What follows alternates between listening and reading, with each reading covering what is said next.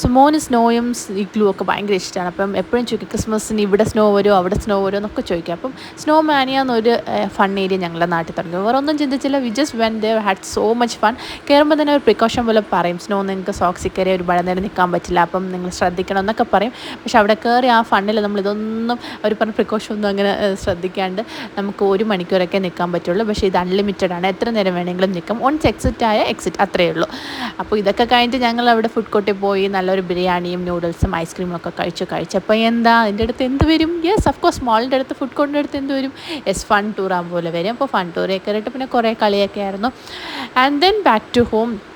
ഇതായിരുന്നു ഞങ്ങളുടെ ഒരു ഡേ. ഇത് ഞങ്ങൾ പോയത് ജൂൺ 1 അപ്പോൾ സ്കൂളിൽ ഗുഡ് ബോയ് ആയിട്ടൊക്കെ പോയി നമുക്കിവിടെ പോകാമെന്നൊക്കെ പറഞ്ഞിട്ട് പോയി. അപ്പോൾ അങ്ങനെ ഞങ്ങൾ പോയതാണ്. We had so much fun. അപ്പോൾ സ്നോ ഒക്കെ ഇഷ്ടപ്പെടുന്നവർക്ക് ഡെഫിനറ്റായിട്ട് ഇവിടെ വരാം. ഇത് മാൾ ഓഫ് ട്രാവൻകൂറിലാണ്. സ്നോ മാനിയ എന്ന് പറഞ്ഞ് ഫുഡ് കോർട്ടിൻ്റെ അവിടെ സ്റ്റാർട്ട് ചെയ്തിട്ടുണ്ട്. ആക്ച്വലി വർത്ത് ഗോയിങ് ആണ്. അപ്പോൾ ഇവിടേക്ക് ഉള്ളവരാണ്, സ്നോ ഒക്കെ ഇഷ്ടമുള്ളവരാണ് എന്നെങ്കിൽ ഡെഫിനറ്റ്ലി ട്രൈ ചെയ്യാൻ നിങ്ങൾക്ക് എന്തായാലും ഇഷ്ടപ്പെടും. അപ്പോൾ അത്രയേ ഉള്ളൂ. Thank you.